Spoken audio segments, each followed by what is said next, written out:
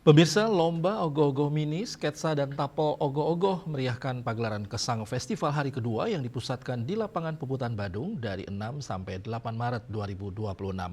Untuk tahun ini jumlah peserta ogoh-ogoh mini sebanyak 38, sketsa 23, dan 28 peserta di kategori tapel.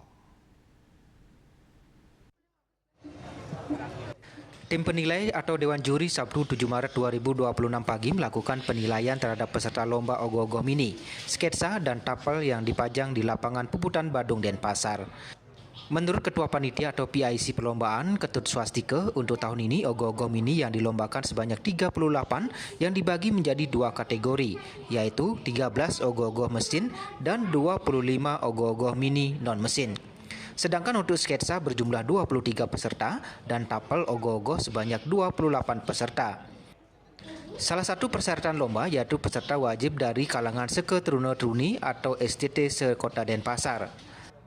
Karya yang dilombakan adalah original dan belum pernah mengikuti lomba sebelumnya.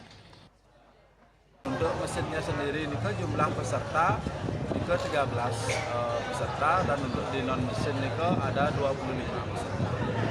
Dan jadi untuk di sketsa ini ke ada 23 peserta, dan di tapel ogoh-ogoh sendiri ini ke ada di 28 peserta. Sementara itu, salah satu juri dari kategori tapel ogoh-ogoh, Imade Gede Karyasu, menyampaikan, khusus untuk tapel terdapat 3 aspek penilaian yang dilakukan tim juri. Di antaranya dari sisi konsep, proses pembuatan, dan serta tingkatan kreativitas yang ditampilkan. Selain itu, penggunaan bahan ramah lingkungan juga menjadi ketentuan yang akan menjadi penilaian tim juri. Namun demikian, selaku penilai, pihaknya tetap memberikan apresiasi terhadap hasil karya seni yang dihasilkan para Yuano Denpasar ini, meski di tengah keterbatasan.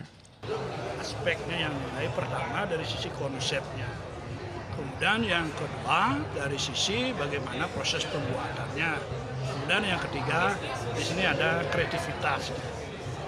Nah, setelah saya tadi memperhatikan karya dari Seketeruna, saya merasa bangga sekali bahwa mereka itu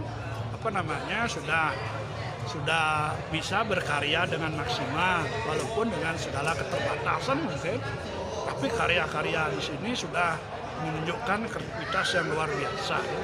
Sementara itu, dari pantauan, warga sejak pagi juga sudah mulai berduyun-duyun datang ke lapangan Puputan Badung atau I Gusti Ngurah Madai Agung Denpasar.